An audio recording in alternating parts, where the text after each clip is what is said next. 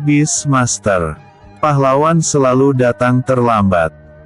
Liu Ruxu kebingungan, kenapa ia belum mati padahal beberapa tarikan nafas yang lalu mulut Beast Piton hitam telah terbuka lebar, akan melahap tubuhnya.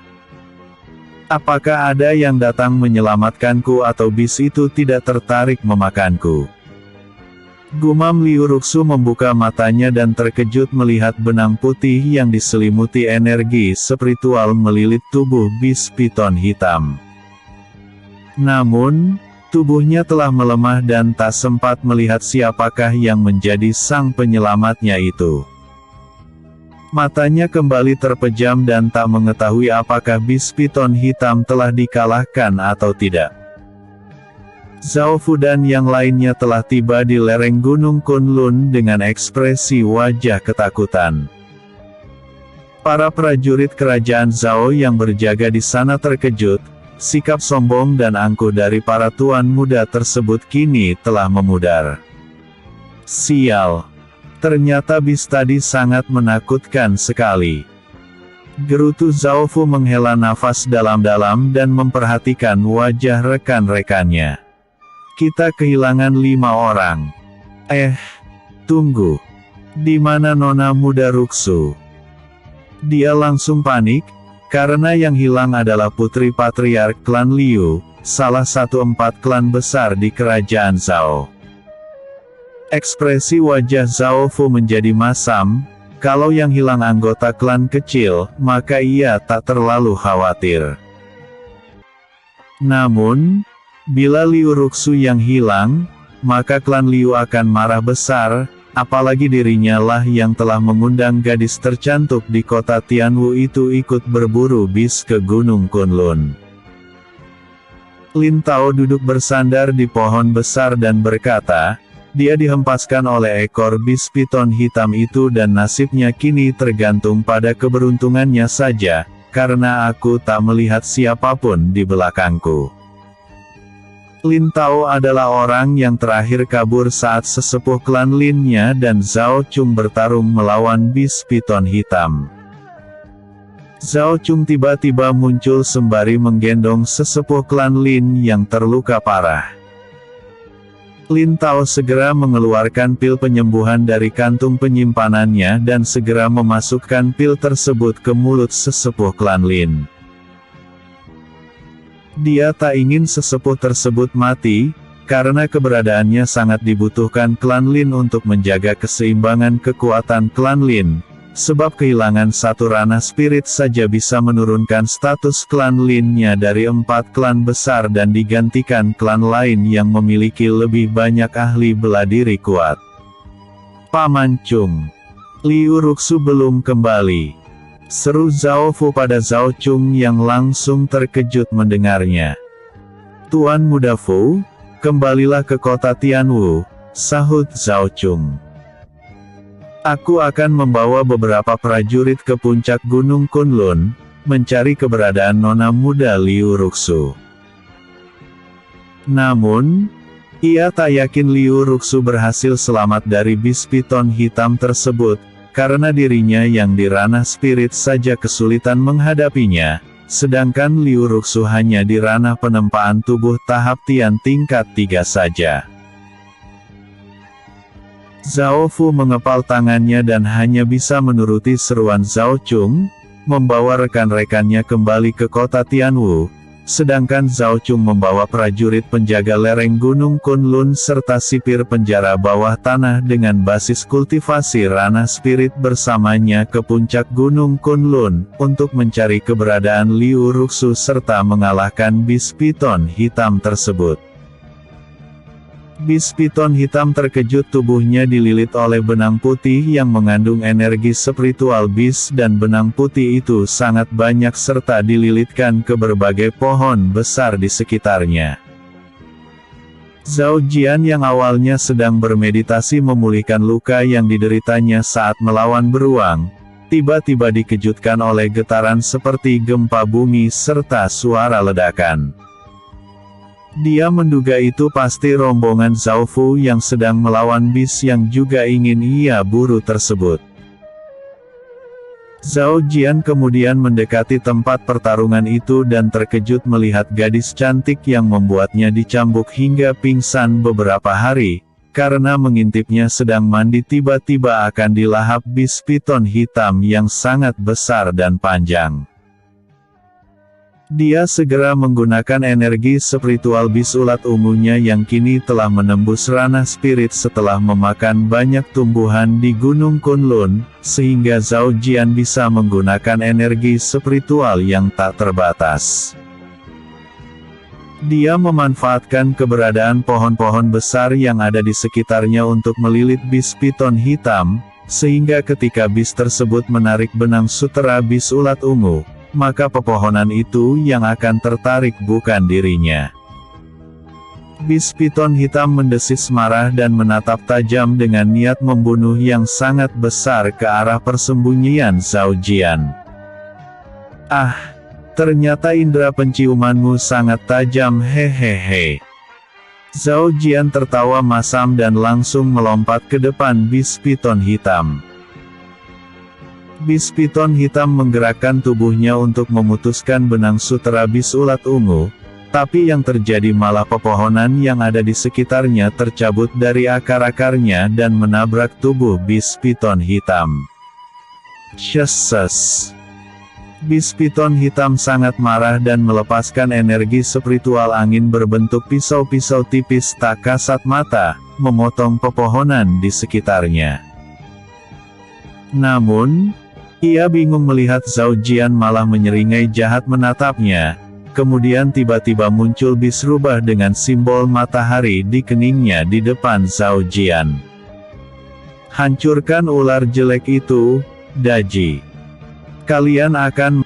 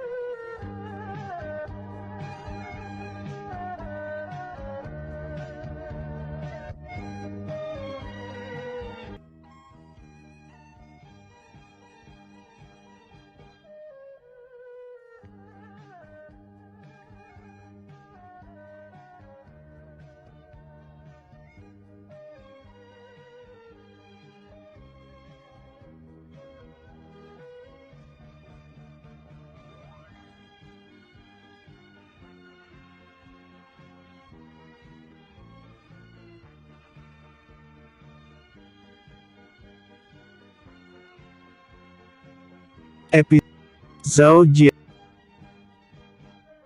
melawan bis piton hitam. Bis piton hitam terbakar dan ia menjerit kesakitan. Untung saja ia berhasil mengeluarkan energi spiritual angin menjauhkan kobaran api dari tubuhnya. Dia mendesis marah dan menatap Zhao Jian, tetapi ia kembali terkejut. Kenapa ada satu bis rubah lagi di depan Zhao Jian dan bis rubah ini memiliki simbol bulan sabit? Belum selesai ia terkejut, tiba-tiba tubuhnya membeku diselimuti energi spiritual es dan Zhao Jian telah berdiri di atas tubuhnya dengan pedang yang akan berayun ke arah beberapa jengkal dari kepalanya. Dia memohon ampunan, tetapi Zhao Jian tak mengerti apa yang ia katakan dan ia menatap kedua bis rubah agar mereka mengatakan permohonan ampunannya pada Zhao Jian. Namun, mereka malah tersenyum lebar, kemudian terasa sensasi yang sangat sakit di lehernya dan area di sekitarnya berputar-putar. Dia tercengang melihat tubuhnya telah berpisah dengan kepalanya dan mengutuk para manusia yang mengganggu meditasinya, padahal hanya selangkah lagi dia akan mencapai ranah Jiezu dan menjadi penguasa Guidao, Pulau Kura-Kura, serta bebas memakan para manusia. karena basis kultivasi manusia hanya mencapai ranah spirit saja di kerajaan Zhao ini. Hehehe, kita panen besar. Zhao Jian sangat senang, kemudian ia memeriksa denyut nadi Liu Ruxu. Syukurlah dia masih hidup, kalau dia mati maka akan terjadi kekacauan besar di kerajaan Zhao ini. Maka yang menderita adalah penduduk biasa yang tidak bisa menyerap energi spiritual. Namun, ekspresi wajah Zhao Jian langsung memerah, karena inilah pertama kali wajahnya sangat dekat dengan gadis cantik dan ia langsung berpikiran kotor. Ah, apa yang sedang kupikirkan? Zhao Jian segera menepis pikiran sesatnya dan memasukkan pil penyembuhan ke mulut Liu Ruxu, kemudian menyalurkan energi spiritualnya agar pil penyembuhan tersebut terserap oleh tubuhnya. Zhao Jian segera memotong-motong tubuh bis piton hitam, karena takut klan Zhao serta klan besar lainnya akan segera mengirim ahli bela diri yang lebih kuat. Sebab binatang buas yang telah berhasil menjadi bis itu sangat langka. Apalagi setiap bagian tubuh bis sangat bermanfaat untuk meningkatkan basis kultivasi dan bahan yang bagus dalam pembuatan pil. Saat akan menyimpan bagian kepala bis piton hitam ke kantung penyimpanannya, Zhao Jian menemukan kristal bis berwarna bening yang mengandung energi spiritual yang sangat besar. Huli Jing dan Daji segera berlari ke arah Zhao Jian, bahkan Valet segera keluar dari kantung penyimpanannya, karena mereka tergiur dengan kristal bis tersebut. Ups!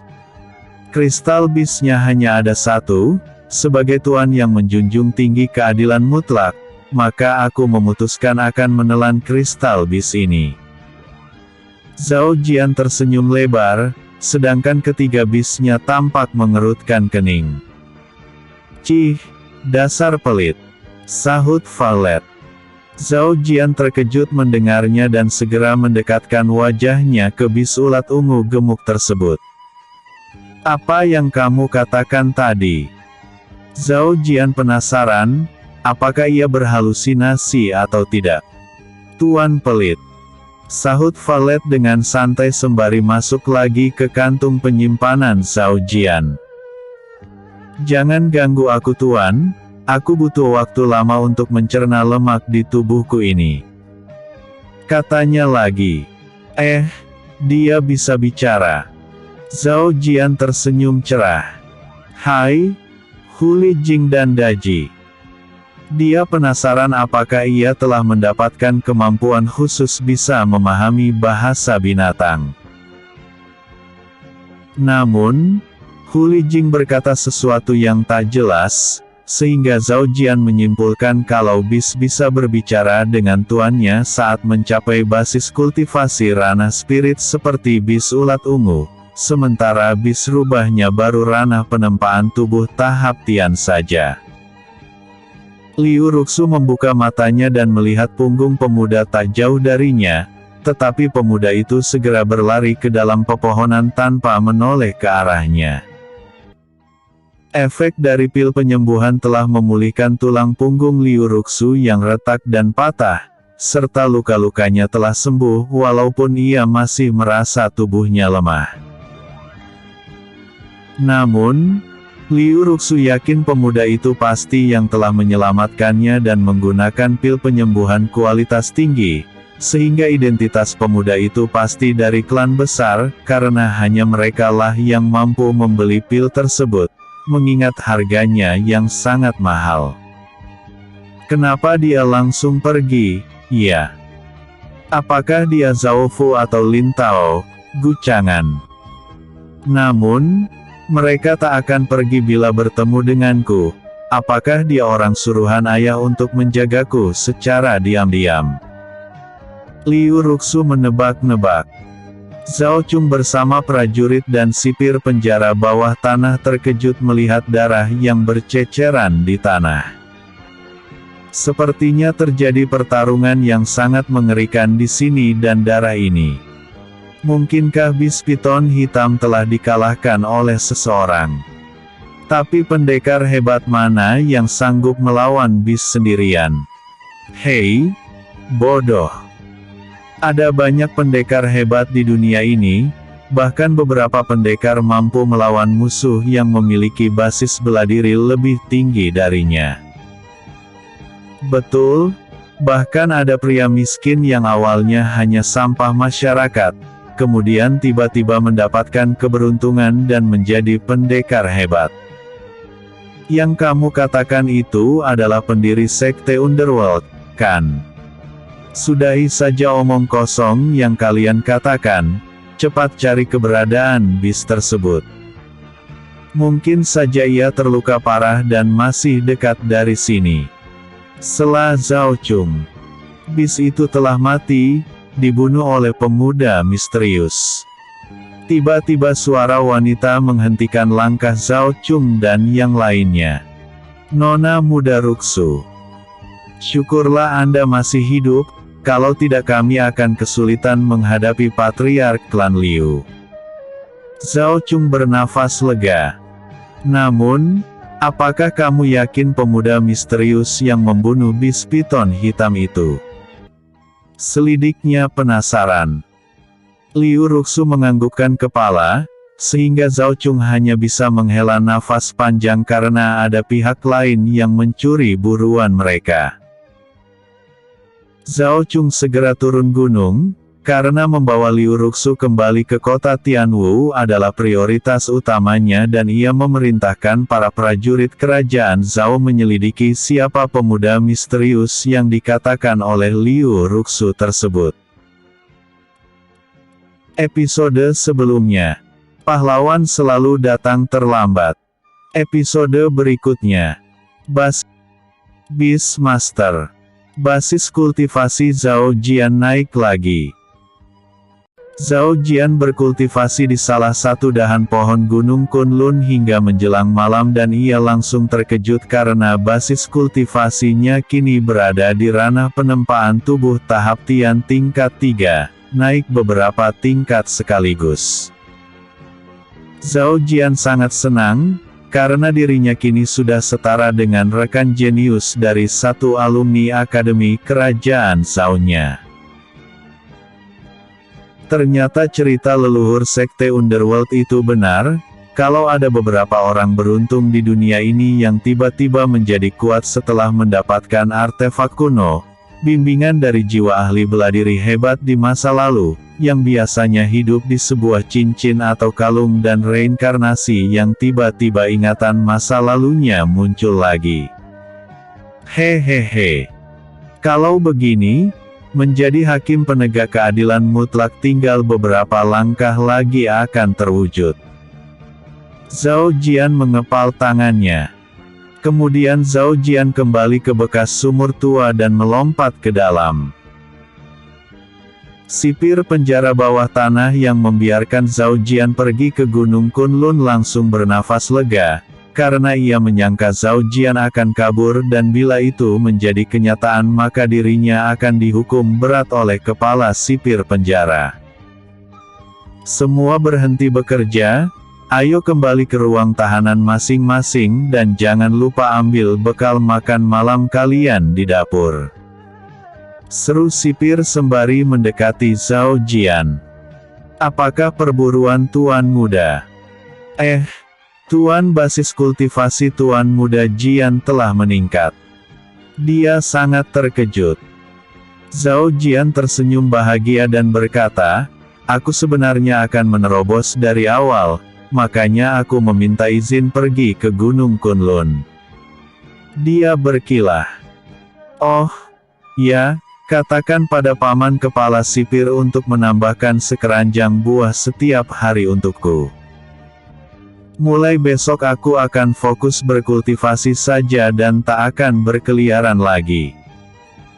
Tenang saja Tuan Muda Jian, permintaan Anda pasti akan dipenuhi. Sahut sipir tersebut dengan senyum cerah, karena ini adalah kesempatan menyenangkan salah tuan muda klan Zhao-nya, Karena di masa depan mungkin saja Zhao Jian yang akan menjadi bosnya dan saat itu terjadi maka ia pasti akan mendapatkan keberuntungan, sebab begitulah sistem dunia bekerja. Patriark klan Lin sangat kesal pada Lin Tao yang tidak mengatakan kalau ada bis yang muncul di Gunung Kunlun, begitu juga dengan Patriark klan Gu yang langsung memarahi Gu Chang'an. Mereka menduga klan Zhao pasti menikmati bis piton hitam sendirian dan sengaja mengirim kabar palsu kalau ada pihak misterius yang telah membunuhnya lebih dulu. Liu Ruxu berlatih dengan giat di halaman kediaman klan Liu, karena ia merasa dirinya terlalu lemah, padahal dulu ia sangat bangga menjadi murid terbaik Akademi Kerajaan Zhao. Namun, saat di hadapan bis piton hitam, dirinya seperti anak ayam lemah yang tak bisa berbuat apa-apa. Untung saja ada pemuda misterius yang menyelamatkan dirinya. "Hei, putriku. Apakah kamu masih memikirkan pemuda itu? Dia mungkin anggota sekte Underworld, sehingga kalian tak mungkin berjodoh. Lebih baik kamu menentukan tuan muda mana yang akan menjadi suamimu." Wanita cantik berkata pada Liu Ruxu dengan senyuman hangat. "Ibu, sudah berulang kali kukatakan, kalau aku tak tertarik membaca profil pria yang ibu suguhkan. Lagi pula aku akan menikah 2 bulan lagi, sekarang aku ingin fokus berlatih bela diri saja. Masalah pria itu sih gampang, tinggal pilih salah satu, beres," sahut Liu Ruxu dengan ekspresi wajah masam. Ibunya hanya menggeleng pelan, karena putrinya terlalu terobsesi dengan bela diri, sehingga melupakan masalah cinta, padahal salah memilih pendamping hidup itu, bisa berakibat fatal, bahkan dapat membahayakan keselamatannya. Di istana kerajaan Zhao, Raja Zhao Tian terkejut membaca laporan dari penjara bawah tanah yang menulis kalau basis kultivasi Zhao Jian meningkat sangat pesat, padahal semua orang di klan Zhao tahu kalau dia tidak berbakat dalam bela diri. Raja Zhao Tian menjadi curiga ada ahli bela diri hebat yang diam-diam mengajarinya dan kitab keadilan tersebut juga merupakan warisan dari ahli bela diri tersebut. Namun, ia tak pernah mendengar dalam sejarah kerajaan Zhao ada catatan tentang kitab keadilan tersebut. Episode sebelumnya, Zhao Jian melawan bis piton hitam. Episode berikutnya, malapetaka yang akan datang.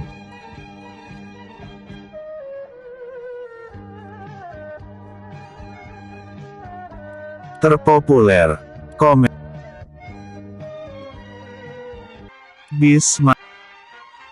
Master. Malapetaka yang akan datang. Raja Zhao Tian menghela nafas dalam-dalam.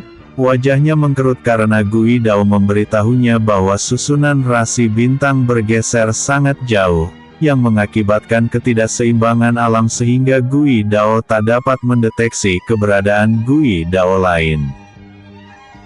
Gui Dao juga mengatakan tahun ini akan menjadi tahun malapetaka karena Gui Dao kemungkinan akan berenang ke titik yang sama. Bila hal itu terjadi, maka akan terjadi perang besar karena untuk memperluas sebuah Gui Dao, ia perlu melahap Gui Dao lain dan kristal bisnya juga akan menaikkan basis kultivasi seorang kultivator 1 tingkat. Raja Zhao Tian sangat cemas menghadapi malapetaka yang akan terjadi tersebut, karena Gui Dao kerajaan Zhao tidak pernah melahap Gui Dao lain, makanya hanya ranah spirit saja ahli bela diri terkuat di kerajaan Zhao. Selama ini Gui Dao kerajaan Zhao selalu menjauh dari Gui Dao yang mendekat ke arahnya. Apakah kerajaan Zhao akan berakhir di tanganku? Gumamnya. Yang bisa berkomunikasi dengan Gui Dao hanyalah Raja Zhao Tian, selaku ahli waris pulau yang ditopang oleh bis kura-kura tersebut. Dia tak mau berleha-leha karena tak menutup kemungkinan besok atau lusa, bisa saja ada Gui Dao lain yang mendekati mereka. Dan saat itu terjadi prajuritnya harus sudah siap bertarung mati-matian mempertahankan keberadaan Gui Dao kerajaan Zhao. Raja Zhao Tian kemudian memanggil 4 jenderal kerajaan Zhao yang memimpin di 4 wilayah, yang terdiri dari wilayah ekor Gui Dao dipimpin oleh putra pertamanya, wilayah kanan Gui Dao dipimpin oleh putra keduanya, wilayah kiri Gui Dao dipimpin oleh putra ketiganya dan wilayah ibu kota, yang dipimpin langsung putra keempatnya untuk mendiskusikan persiapan menghadapi malapetaka yang akan terjadi. Masa tahanan sebulan Zhao Jian di penjara bawah tanah telah berakhir. Ia dijemput langsung oleh Zhao Chen, yang merupakan petugas pengadilan senior. Selamat bertugas kembali Hakim Jian. Anda telah mencapai ranah spirit. Zhao Chen terkejut melihat peningkatan basis kultivasi Zhao Jian yang melonjak drastis hanya selama sebulan saja. Zhao Jian tersenyum lebar dan berkata, saatnya kita memburu hama hingga ke akar-akarnya. Karena Raja Zhao Tian mengatakan ia baru boleh mengadili penjahat dari klan besar ketika basis kultivasinya mencapai ranah spirit. Dia sendiri tak menyangka kristal bis piton hitam dan dagingnya akan menaikkan basis kultivasinya dengan cepat, begitu juga dengan basis kultivasi ketiga bisnya. Zhao Chen hanya tersenyum masam, ia tak bisa membayangkan kehidupan yang akan ia jalani ke depannya, karena bisa saja nyawanya akan melayang diincar assassins yang dikirim oleh orang-orang kaya dan klan besar yang terusik oleh ulah Zhao Jian. Aku tak menyangka pengadilan akan mengirim kereta kuda mewah untuk menjemput hakim muda berbakat sepertiku, hahaha. Zhao Jian tertawa dan langsung masuk ke dalam gerbong kereta kuda, sedangkan yang menjadi kusirnya adalah Zhao Chen. Karena jarak antara penjara bawah tanah dengan kota Tianwu cukup dekat, hanya 1/4 batang dupa saja, mereka telah memasuki gerbang kota Tianwu. 1 batang dupa kira-kira selama 20-30 menit. Sudah bertahun-tahun. Akhirnya aku kembali ke kota Tianwu. Zhao Jian merenggangkan kedua tangannya sembari menghirup nafas dalam-dalam. Zhao Chen mengerutkan keningnya. Apakah pikiran atasannya ini telah kacau akibat tersiksa selama berada di penjara bawah tanah? Namun, dari perilakunya saat ini sepertinya ia baik-baik saja. Zhao Jian tahu apa yang dipikirkan oleh Zhao Chen saat ini. Ini hanya penyemangat diri saja, Paman Chen. Hahaha. Jangan terlalu dipikirkan. Mari kita lihat bajingan mana yang akan mati kali ini. Zhao Jian telah memutuskan akan membunuh tersangka yang melakukan kejahatan pembunuhan, pemerkosaan dan merampas harta keluarga miskin, walaupun keputusan yang diputuskan kitab keadilan tidak memvonis mati mereka. Namun, ia bisa menggunakan energi spiritual yang besar saat mencambuk mereka, sehingga keadilan mutlak yang ia impikan terwujud. Selamat datang kembali Hakim Jian. 19 petugas pengadilan menyambut kedatangan Zhao Jian di ruangan kerjanya. Zhao Jian tersenyum dan berkata, bawakan semua tersangka yang kalian tangkap. Aku akan memvonis mereka semua hari ini dan Bibi Ke mintalah berkas perkara untuk kita selidiki. Utamakan kasus besar. Sudut bibir Zhao Jian memancarkan seringai tipis, sehingga Zhao Ke hanya bisa tersenyum masam dan menuruti perintahnya. Hari pertama kerja Zhao Jian telah membuat pengadilan kerajaan Zhao gempar, karena 10 tersangka langsung tewas ketika menjalani hukuman cambuk dan 30 tawanan lainnya tidak sadarkan diri. Namun, ada 5 tahanan yang dibebaskan karena mereka hanya dikambing hitamkan walaupun bukti-bukti yang telah direkayasa dengan baik mengarah pada mereka. Tapi kitab keadilan menunjukkan kalau mereka tidak bersalah, sehingga tidak ada yang berani menginterupsi keputusan yang dibuat oleh Zhao Jian. Hakim Agung khawatir Zhao Jian akan merusak kedamaian di kota Tianwu, sehingga ia memutuskan mencari sendiri kasus besar apa yang cocok diselidiki Zhao Jian. Namun, kasus tersebut tidak akan menyinggung klan besar atau orang-orang penting di kota Tianwu. Kemudian ia menemukan laporan kasus yang telah lama masuk dari wilayah ekor Guidao, tapi tidak ada petugas pengadilan kerajaan Zhao yang menyelidikinya, karena kasus tersebut melibatkan pemimpin kota, komandan militer serta petugas pengadilan cabang di sana. Katakan pada Hakim Jian untuk berhati-hati dalam menyelidiki kasus ini, karena kota Changlang ini sering dimasuki oleh anggota sekte Underworld dan aku curiga pemimpin kota di sana adalah kaki tangan mereka. Seru Hakim Agung menyerahkan berkas perkara yang akan diselidiki oleh Zhao Jian. Zhao Ke menangkupkan tinju untuk menunjukkan rasa hormat dan berkata, "Baik Hakim Agung." Zhao Ke undur diri. Namun, ekspresi wajahnya menjadi masam, karena kasus yang akan mereka selidiki sangat berbahaya. Episode dikejutkan oleh murid pelataran luar mereka yang melakukan pembunuhan terhadap semua murid-murid sekte. Pelakunya adalah Ye Jing yang dulunya terkenal tidak memiliki bakat bela diri dan selalu dirundung oleh murid-murid lain. Namun, beberapa hari yang lalu ia tewas dihajar hingga babak belur oleh rekannya saat menjalankan misi. Namun, siapa sangka, setelah jiwanya keluar dari tubuhnya tiba-tiba cahaya menyilaukan meluncur dari langit. Jiwa ahli bela diri yang mengaku Rana Emperor dari dunia Tianlong menggantikan Ye Jing sebagai pemilik baru dari tubuhnya. Hanya dengan basis kultivasi ranah penempaan tubuh tahap Suan tingkat 1 saja, ia berhasil mengalahkan para murid-murid sekte Underworld. Ye Jing, sialan kau, aku akan membunuhmu. Teriak Patriark Sekte Underworld sangat marah dengan ulahnya.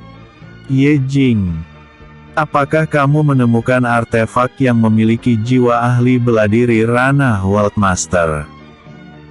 Penatua pertama penasaran dari mana asalnya kekuatannya yang menakutkan itu. Hah? Ranah World Master? Itu hanya basis kultivasi rendahan. Di dunia Tianlong aku telah mencapai Rana Emperor yang dapat mengangkat sebuah gunung dan membelah lautan. Cibir Ye Jing. Dia merasa dunia yang ditempati pemilik tubuhnya ini adalah dunia yang tidak layak ditempati, karena energi spiritual di sini sangat tipis, begitu juga dengan sumber daya untuk berkultivasi. Untung saja Sekte Underworld mengolah teknik bela diri terlarang dengan menyerap esensi kehidupan orang lain. Semakin kuat basis kultivasi yang diserap maka semakin cepat basis kultivasinya meningkat, makanya ia membunuh semua murid-murid Sekte Underworld. Kau sombong sekali, Ye Jing. Matilah brengsek. Patriark Sekte Underworld menyerang Ye Jing. Para penatua juga segera membantunya. Namun, pedang darah Ye Jing menebas mereka semua yang langsung mati hanya dengan sekali serangan saja. Cih, dasar orang-orang tua lemah, hanya omong kosong saja yang besar. Namun, kemampuan kalian sangat lemah sekali. Sudut bibir Ye Jing menunjukkan seringai tipis. Pedang darah itu berasal dari esensi darahnya yang merupakan teknik bela diri terlarang di dunia Tianlong. Dia menggunakan pedang darah karena selaras dengan teknik bela diri Devourer's Hand yang digunakan oleh Sekte Underworld. Hanya dengan melahap esensi kehidupan mereka, aku kini telah mencapai ranah spirit. Hahaha. Ye Jing tertawa terkekeh-kekeh. Kalau saja teknik bela diri ini ada di dunia Tianlong, maka aku akan membunuh lacur sialan yang menikamku dari belakang itu. Gerutunya sembari menggerakkan gigi dan mengepal tangannya. Kekasih yang sangat dicintainya tiba-tiba menikamnya saat ia lengah dan kelelahan melawan musuh kuat. Karena kekasihnya itu tergiur dengan harta dan teknik bela diri miliknya, makanya kekasihnya melakukan aksi nekat itu yang dibantu oleh klannya. Ye Jing menghela nafas dalam-dalam menenangkan dirinya dan berpikir harus fokus meningkatkan basis kultivasinya lebih dulu, sedangkan untuk melakukan balas dendam belum terlambat bila dilakukan 100 atau 200 tahun ke depan, karena usia ahli bela diri di dunia Tianlong mencapai 1000 tahun. Dia kemudian mencoba menggali ingatan Ye Jing yang asli dan menemukan sebuah ingatan yang membuat darahnya bergejolak panas. Ternyata nasib kita sama Ye Jing, hahaha.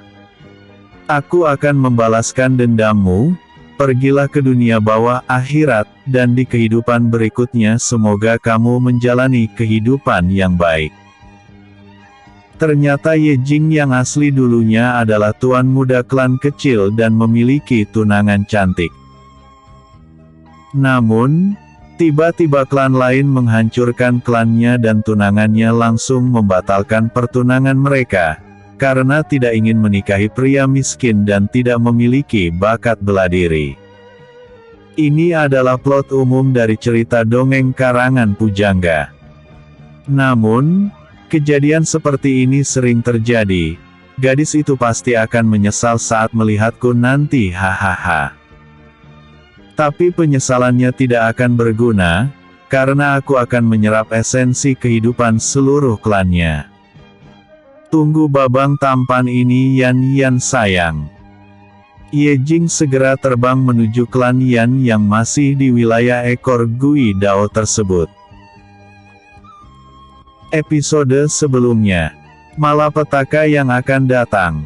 Episode berikutnya, kejadian aneh.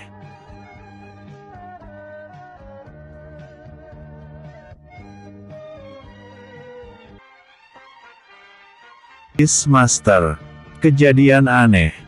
Hakim Agung sungguh keterlaluan memberikan ini tugas pada kita. Gerutu Zhao Ke ketika memberikan berkas perkara pada Zhao Jian. Kota Changlang itu sangat jauh dan terpencil, bagaimana kalau Hakim Jian meminta pada Hakim Agung untuk mengganti tugas kita saja? Lagi pula kasus ini belum pasti, karena pelapornya tidak mencatut namanya dan terkesan asal menuduh saja tanpa ada bukti-bukti. Keluhnya enggan melakukan perjalanan jauh ke kota Changlang. Zhao Jian tersenyum dan berkata, justru kita akan berangkat sekarang. Karena ini adalah kasus besar dan aku yakin pelapornya tidak mencatut namanya karena takut dihabisi oleh wali kota Changlang. Zhao Ke terkejut mendengar jawaban Zhao Jian yang malah akan berangkat sekarang juga, tanpa melakukan persiapan perbekalan lebih dulu. Kenapa tidak berangkat besok saja? Sahut Zhao Ke dan petugas pengadilan lainnya juga setuju dengan usulannya. Semakin cepat kita berangkat semakin baik, karena akan ada petugas pengadilan busuk yang memberitahu mereka untuk menghilangkan barang bukti sehingga kita tidak bisa memaksa mereka meneteskan darah ke kitab keadilan, sebab itu melanggar aturan terbaru yang dibuat oleh Raja Zhao Tian. Seru Zhao Jian. Karena kitab keadilan terlalu menakutkan dan berpotensi membahayakan nyawa Zhao Jian, Raja Zhao Tian memutuskan membuat aturan baru untuk mencegah Zhao Jian memaksa orang lain meneteskan darah ke kitab keadilan tanpa menunjukkan barang bukti kalau mereka melakukan kejahatan atau melanggar aturan raja. Baiklah, kita akan berangkat setengah batang dupa lagi. Kalian persiapkan kuda dan perbekalan kita menuju kota Changlang. Zhao Chen berkata pada petugas pengadilan kerajaan, karena semua bawahan Zhao Jian akan ikut dalam misi ini. Keesokan harinya, rombongan Zhao Jian memasuki wilayah ekor Gui Dao. Zhao Jian terkejut, wilayah yang mereka lalui sangat lengang dan jarak antar desa cukup jauh sekali, berbeda dengan wilayah lain. Keberadaan sekte Underworld membuat wilayah ekor Gui Dao tidak berkembang dan hanya klan kecil yang mau tinggal di sini. Itu pun mereka selalu memberikan upeti pada sekte Underworld agar tidak diganggu. Kata Zhao Chen, karena Zhao Jian terlihat penasaran dengan wilayah ekor Gui Dao kerajaan Zhao. Apakah Jenderal Zhao Yi tidak mengusir atau menaklukkan mereka? Zhao Jian penasaran. Justru ia memerintahkan prajuritnya untuk membunuh anggota sekte Underworld kalau bertemu dengan mereka, tapi masalahnya keberadaan mereka sulit ditemukan dan mereka ahli dalam melakukan penyamaran, maka sulit memberantas mereka. Sahut Zhao Chen. Namun, tiba-tiba kereta kuda yang mereka tumpangi berhenti dan seorang petugas pengadilan kerajaan mengatakan desa di depan mereka telah dibantai oleh sekte Underworld, karena tubuh mereka mengering dan itu merupakan ciri khas dari korban teknik bela diri The Force Hand, yang menyerap esensi kehidupan korbannya. Zhao Jian mengerutkan keningnya dan perutnya langsung terasa mual, karena ini pertama kalinya ia melihat tindakan sangat kejam begini. Zhao Jian mengutuk keras sekte Underworld dan berjanji bila menemukan anggota mereka, maka ia akan langsung mengadili mereka saat itu juga. Kremasikan mereka dan Paman Kai dengan Paman Yun Fei akan mengusut kasus ini. Kalau ada yang orang kalian curigai dan mereka tidak mau diselidiki maka langsung eksekusi mati saja. Aku akan bertanggung jawab kepada Hakim Agung nanti atas konsekuensinya. Seru Zhao Jian sembari mengepal tangannya. Zhao Kai dan Zhao Yunfei langsung menangkupkan tinju. Kedua petugas pengadilan senior tersebut segera berkuda ke desa yang terdekat dari desa tersebut, karena tidak menutup kemungkinan pelakunya masih melakukan aksinya di tempat lain. Setelah petugas pengadilan kerajaan mengkremasikan mayat penduduk desa, rombongan Zhao Jian melanjutkan perjalanan ke kota Changlang, yang merupakan salah satu kota terbesar di wilayah ekor Gui Dao kerajaan Zhao. Episode sebelumnya, Ye Jing. Episode berikutnya, Kota Changlang. Kota Changlang. Wali kota Changlang mengerutkan keningnya saat membaca pesan yang dibawa burung merpati tanpa tercatut nama pengirimannya. Namun, ia menduga pesan ini berasal dari pengadilan di ibu kota kerajaan Zhao. Sial. Kenapa hakim-hakim tua itu malah mengutus hakim muda ke sini dan ia juga hakim paling anti suap lagi? Gerutu wali kota Changlang menamparkan meja dengan keras sehingga meja tersebut terbelah dua. Komandan militer kota Changlang dan hakim tunggal yang ada di kota Changlang terkejut dengan tindakan sumber kantung uang mereka tersebut. Apa yang terjadi Tuan Huang Taiji? Zhao Qihan, hakim satu-satunya di pengadilan kota Changlang bertanya dengan ekspresi wajah masam, karena ia tersinggung dengan tindakan Huang Taiji yang memukul meja. Tindakannya itu tidak menghormati dirinya sebagai hakim. Huang Taiji tidak menjawab pertanyaan Zhao Qihan, ia justru menyerahkan gulungan kertas yang dibawa merpati putih. Zhao Qihan dan Zhao Meng, komandan militer kota Changlang, langsung mengerutkan kening. Keduanya tidak menyangka ada tuan muda dari klan Zhao mereka tertarik menjadi hakim dan malah akan mengusut tindakan korupsi, pemerasan serta tindakan kriminal lainnya yang mereka lakukan di kota Changlang selama ini. Apa yang akan kita lakukan? Dia pasti dengan mudah menemukan kejanggalan dalam biaya pengeluaran anggaran kota Changlang, karena aku tidak pernah menulis laporan keuangan. Gerutu Huang Taiji.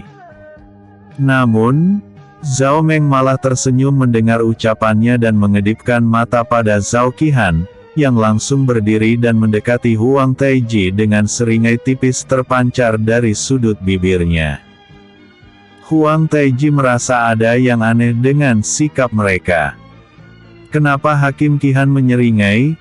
Apakah Anda telah menemukan solusi atas permasalahan kita ini? Iya, permasalahan ini sebenarnya sangat mudah diatasi karena kamu tidak pernah menyimpan bukti-bukti keterlibatan kami dalam kejahatan yang kamu lakukan. Sahut Zhao Qihan. Huang Taiji terkejut mendengarnya. Kalian. Dia ingin mundur dan menghunus pedangnya, tapi sudah terlambat. Pisau milik Zhao Qihan lebih dulu tertancap di dadanya dan Zhao Meng menjentikkan jarinya, kemudian api kecil muncul di ujung jarinya. Terbakarlah saudara Taiji dan jangan khawatir, kami akan mengangkat putramu sebagai boneka penghasil uang kami selanjutnya, hahaha. Zhao Meng tertawa terkekeh-kekeh.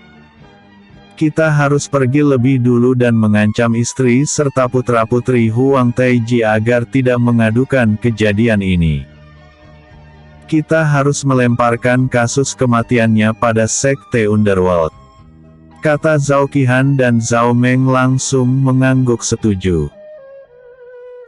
Setelah mengancam keluarga Huang Taiji yang langsung setuju dengan seruannya, karena mereka tak berdaya melakukan perlawanan, apalagi mereka hanya klan kecil sementara lawan mereka adalah pihak pengadilan dan militer, Zhao Qihan kembali ke gedung pengadilan cabang kota Changlang untuk menyambut kedatangan rombongan Zhao Jian. Zhao Qihan memerintahkan petugas pengadilan bawahannya untuk melenyapkan berkas-berkas perkara yang tidak pernah mereka selidiki. Dia takut Zhao Jian juga akan menyelidikinya, karena otoritas hakim kerajaan lebih berkuasa daripada hakim di pengadilan cabang. Hakim Qihan. Hakim Jian telah tiba. Petugas pengadilan cabang berteriak di depan ruangannya. Zhao Qihan mengerutkan keningnya, kedatangannya Zhao Jian terlalu cepat, padahal ia menduga mereka akan tiba besok. Apa ia berangkat kemarin? Gumamnya cemas. Dia menghela nafas panjang dan segera keluar menyambut kedatangan rombongan Zhao Jian. Puluhan petugas pengadilan cabang kota Changlang berbaris rapi di depan gedung pengadilan sembari menangkupkan tinju untuk menunjukkan rasa hormat pada Zhao Jian. Selamat datang Hakim Jian di kota Changlang. Sapa mereka. Namun, Zhao Jian mengerutkan keningnya, ia heran kenapa petugas pengadilan malah berkumpul di sini, seharusnya mereka bekerja menyelidiki kasus kejahatan, seperti kasus di desa tadi yang menjadi korban dari tindakan kejahatan Sekte Underworld. Zhao Jian langsung menduga, kalau mereka tidak becus dalam bekerja dan harus diselidiki, mungkin mereka malah terlibat dalam berbagai kasus kejahatan. Paman Chen, apakah kamu menyadari ada yang tidak beres dengan mereka? Zhao Jian berkata melalui suara telepati sembari berjalan ke arah Zhao Qihan yang tersenyum cerah menyambut kedatangannya. Betul, sepertinya mereka makan gaji buta karena merasa di kota terpencil ini tidak akan ada pihak kerajaan Zhao yang akan mengawasi kinerja mereka. Sahut Zhao Chen. Kalau begitu tolong selidiki mereka, sedangkan aku dan Bibi Ke yang akan menyelidiki wali kota Changlang. Kata Zhao Jian lagi. Zhao Qihan segera menangkupkan tinju dan berkata, Hakim Jian pasti lelah. Kami telah menyiapkan ruangan untuk istirahat kalian dan akan membantu dalam penyelidikan kasus yang sedang Hakim Jian tangani. Terima kasih, Hakim Qihan. Zhao Jian hanya berkata 3 patah kata itu dan berjalan melewatinya tanpa menunjukkan rasa hormat, sehingga Zhao Qihan mencibir marah, ekspresi wajahnya menjadi masam. Dia merasa tindakan Zhao Jian sungguh keterlaluan, padahal ia hanya hakim pemula, yang seharusnya menghormati hakim yang lebih senior. Episode sebelumnya, kejadian aneh. Episode berikutnya, melenyapkan Hakim Zhao Jian.